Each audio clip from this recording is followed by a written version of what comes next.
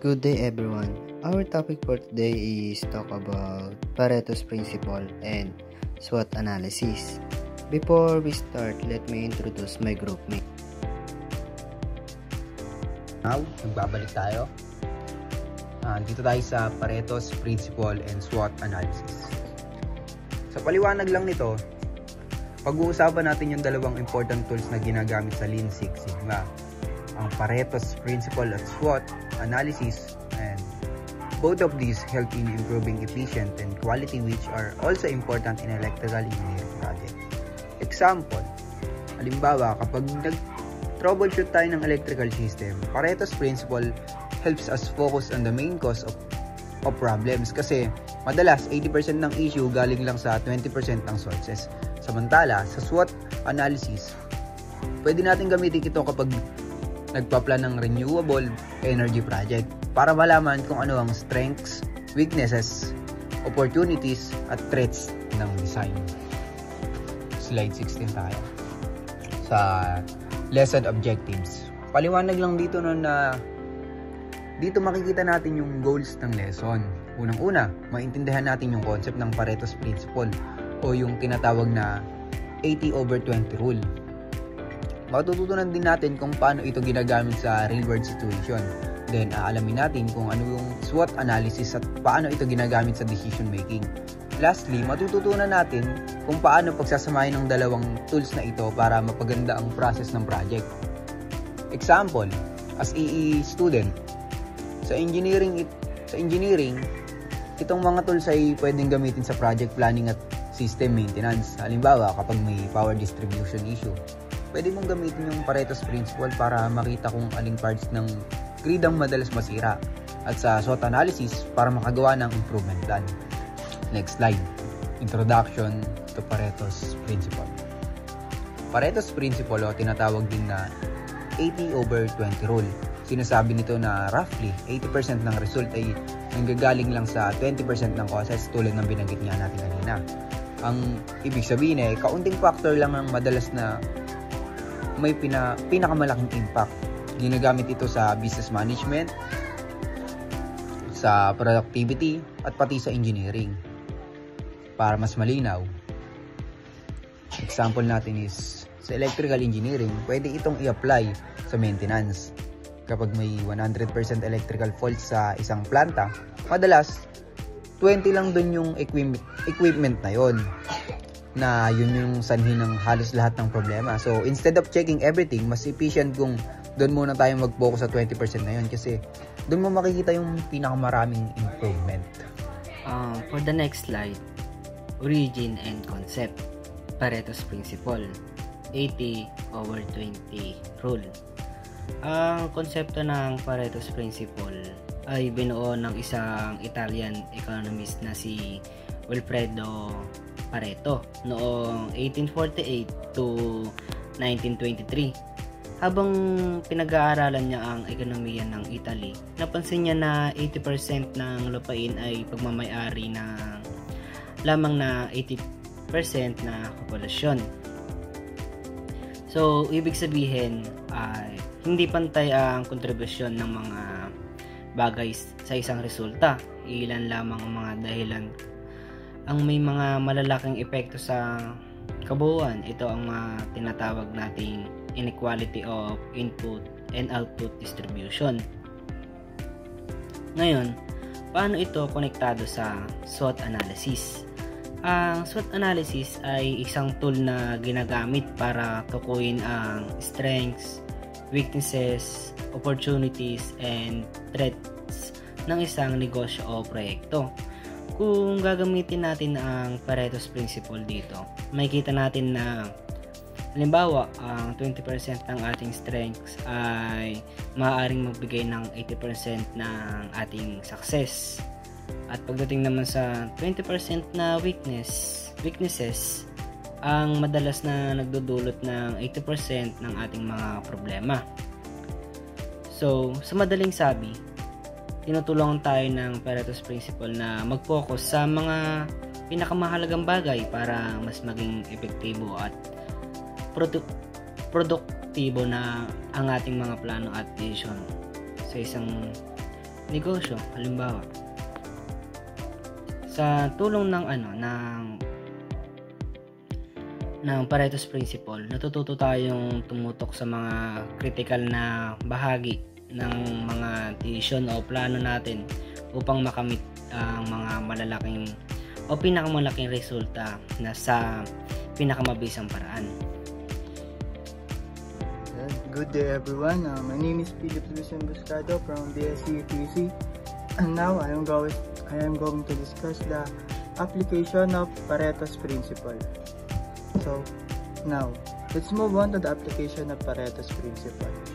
In business, for example, it said that 80% of sales come from only 20% of customers, meaning the loyal ones will make the biggest impact. In time management, it helps us realize that we should focus on the most productive 20% of our tasks to achieve better results. In quality control, around 80% of problems in a company usually come from 20% of causes. So fixing those few major causes can already improve a lot. In short, these principles help us identify what truly matters so we can prioritize our time, effort, and resources effectively. Example of Pareto's Principle. A company analyzes sales data and found 80% of total revenue came from 20% of its customer. Action: focus marketing efforts on those key customers. Result: improve efficiently and profitability. Halimbawa ng principle ni Pareto na ang tawagin ay 18-20 rule. Sitwasyon: sinusuri ng isang kumpanya ang kanilang datos ng benta at napag-alaman nila na 80% ng kabuuang kita ay nanggagaling sa 20% lamang ng kanilang mga customer.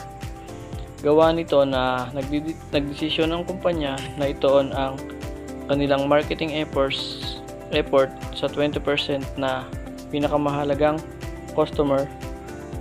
Dahil dito, nagkaroon sila ng result na naging mas epektibo at kumikita ang kanilang negosyo dahil mas nakatuon sila sa mga customer na nagbibigay ng malaking bahagi. Kaya kung gagawa kayo ng business na gusto nyong kumita, ang gawin yung principle ay yung principle ni Pareto na 18-20 kung tawagin. Next one is from efficiency to strategy. Ano ba ibig sabihin nun? Habang yung Pareto's Principle ay tumutulong magtakda ng priorities, kailangan pa rin ng mas malawak na pananaw para sa strategic planning. Kaya dito pumapasok yung SWOT analysis bilang tool para suruin yung kalagayan ng isang organisasyon at makagawa ng epektibong strategy para ganun pa man ay mas maging successful yung business. So my name is Jordan Padres and ituturo ko sa inyo kung ano nga ba ang SWOT analysis o SWOT analysis. Ang SWOT analysis ay nanggaling sa apat na salita. Yung S ay strength, weaknesses, opportunity, and threats.